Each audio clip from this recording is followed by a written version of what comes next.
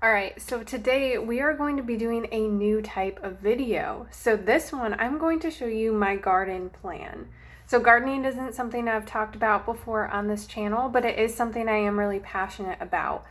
My husband and I created a garden last year in our yard. Last summer was our first summer in this house. So we decided to go ahead and put in a garden using some of the materials that were actually already here.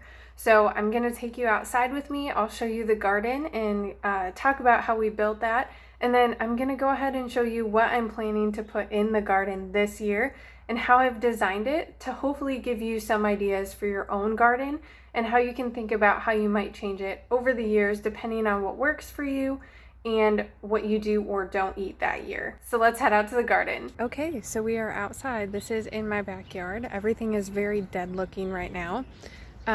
But here's the garden, and as you can see, it's still kind of a mess from last year. Unfortunately, I didn't get this trellis over here taken down yet. I think the compost bin lid blew off at one point. We never put it back on, so I'm so sorry. It looks a bit messy, but hopefully over the course of time, you'll get to see how this develops. And there is Shep walking into the view. So a bit of a closer view here. These stones are actually stackable stones.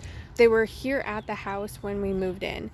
I knew I wanted to do a raised garden because the soil back here isn't very good. So when I decided that we were going to do that, I knew that we needed some kind of material to frame out the garden. And at the time, everything with COVID, wood was very expensive. And these stones were all stacked up in a different shape on the other side of our house. And we were not using them. So we decided to move them over here. And we bought lots of different types of soil that we put in the garden to fill it so that we could grow a garden. And last year, this worked out really well. Right over here, we had some zucchini and yellow squash. Sorry about the traffic, lots of outside noises. We had cucumbers in the back, broccoli and cauliflower. I'll talk about that stuff later. Some spinach over here. We had peas and beans that kind of went along some of these trellises. There was another trellis that went all around back here, and those did okay. And then we had tomatoes as well. So yeah, things are looking pretty rough right now. And then in the middle we have these stepping stones, and we tried to put some grass seed on here, but it wasn't growing very well last year. I'm glad to see that it is doing better this year. That is encouraging. So I'm just going to take another little view here. So I did decide to do the horseshoe shape because I wanted to do initially separate gardens, but I didn't have enough stones. So it would have taken a lot more stones to have to actually like separate off the sides, and that would have taken up valuable garden space. So I did decide to do the horseshoe shape for that reason, and I think it works really well. It is a little bit wide, but I can still reach into the middle of the garden from the outside. It's about 4 feet wide, I think. Okay, I have to point this out. I think this is hilarious. This little onion is growing in the garden. This was something I threw in here to compost at the end of last year. I literally just tossed it in the garden and thought it was gonna die, and it actually survived, and it has now been through the winter and it is still here and growing. So that's kind of interesting and exciting because I didn't know that about onions. Also, fun fact, this like little tiny piece of broccoli right here that appears to have grown, that is all we got. So our broccoli was not very successful, but it's cute. It's nice that it was there. I think I had planted it too late, and then it got too warm and just never did anything. It was green for a very long time, but still just needed some help. So I need to learn more about that. All right, so now we are going to talk about the garden plan. So I do think it's really important and helpful to actually plan out and design a garden ahead of time, just so you can get an idea of what you want where and how many seeds you need to buy, how much you want to grow. So I actually have here a garden notebook. This is a notebook that I made myself, not the physical binder, obviously. I just had a plain white binder laying around. You can see it's a pretty small one. And then I took some scrapbook paper and just cut it to the right size and put it in the front because I thought it looked really cute. And I also did label the spine as well just so that I can have that just on my shelf. I can see what it is and grab it very easily. In this binder, I do keep a lot of different things, and I'll show you this in just a second as well. I got a new seed starting tray recently, so this thing just kind of tells me what I've planted where. The main thing here that we're going to look at today is my actual garden plan and design, so I'll show you that in just a minute. And then there are several pages of research in here that I just found online, like things to plant, like how many plants to plant per family to grow enough food for a year. And then also I have a whole guide to companion planting. So again, those are just things I found online. I thought the articles were helpful, so I included them in there. All right, let's take a look at this. Here is my garden notebook. It's kind of hard to see the whole thing in this view. I don't have a tripod, so I just have a little makeshift setup here. So we're gonna have to make this work. So here, like I said, this first page, I have the actual garden plan. So I'm gonna go ahead and take this out. I had one from last year as well. Those represented trellises, and it was a bit more chaotic looking than the one I made this year. But to be honest, they're kind of, I don't know, just as chaotic maybe.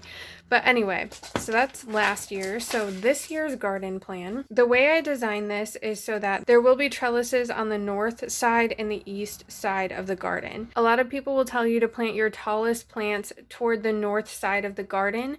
That way they are not shading the sun, because it rises from the east, sets in the west, so that the shadows are not overshadowing other things. So I do have some tomatoes that are indeterminate tomatoes, so they just keep climbing. So I do put them on a trellis, or they keep growing, so they have to have some support. I do want to grow just determinate tomatoes in the future, but I just still had these seeds from before, so I didn't want to waste them.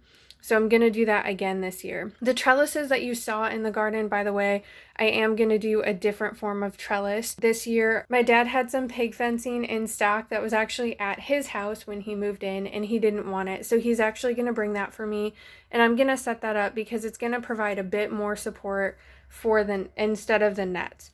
The other thing is I do have a plan to create this pea/bean teepee, which I want to put in the corner.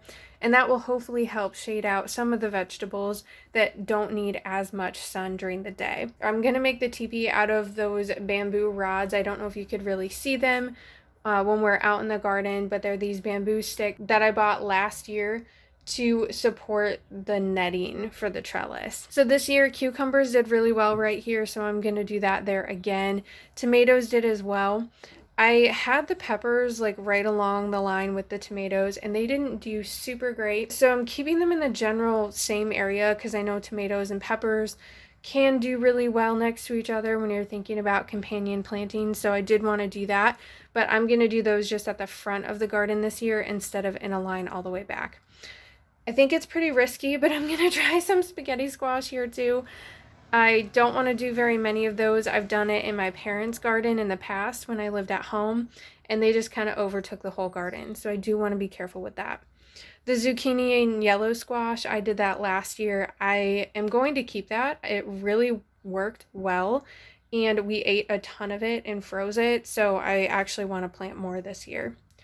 Watermelon, I'm going to try it over here. Last year, I did the watermelon next to the peppers, and it did not do well at all. I'm kind of wondering if it got too much sun. It seemed really dry, so I thought I would try that. And then I'm only going to do a little bit of broccoli and cauliflower this year. Like I said, last year it didn't really turn out that well. We actually didn't get anything from it, so I don't want to spend a lot of garden space on it, but I thought I would give it a shot. Same thing with spinach. I think I just didn't harvest it quick enough, so I need to keep a better eye on that this year. I'm going to try oregano again. I don't know if I'm actually going to put it in all these different places, but I think I'm going to start it in a pot. Last year, just nothing happened with it. And I might have gotten confused with weeds and pulled it out. I'm not entirely sure. So I just want to be careful with that. And then I will have marigolds kind of outlining the garden just to help protect it from rabbits. So overall, that's pretty much what I have planned for the garden this year. pretty simple. It's pretty small. I do want to expand and put a garden on the other side of our house, but I don't think that's going to happen this year because, as I've mentioned in other videos, I have a baby on the way. I don't really have time to create another garden, and I also can't lift heavy things, so I can't be carrying heavy stones or bags of dirt or anything like that, so I'm gonna avoid that. Since we're talking about garden plans, I thought I would show you what I already have planted so far. So this is just very brief, some seedlings that I started. Some of them are pretty leggy because we've had some seriously cloudy days shortly after I planted them, specifically the broccoli, which you can see here.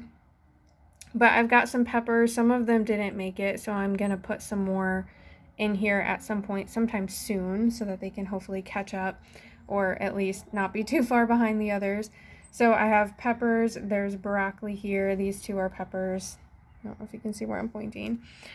Those two are peppers over here. And then everything in front except for this guy. These are all tomatoes. This is another broccoli that I actually transplanted out of one of those because there were two growing in the same one. So we'll see how that goes. And then all of these guys up here, there's a kitty in the way. Sorry about that. All of these guys up here are cucumbers. I initially had them planted in here, but they quickly were outgrowing the little cells. So I wanted to give them some more space since I won't be planting them outside for a few more months. I also have a couple more of these in the other window. Here they are. So they are looking pretty good, pretty sturdy.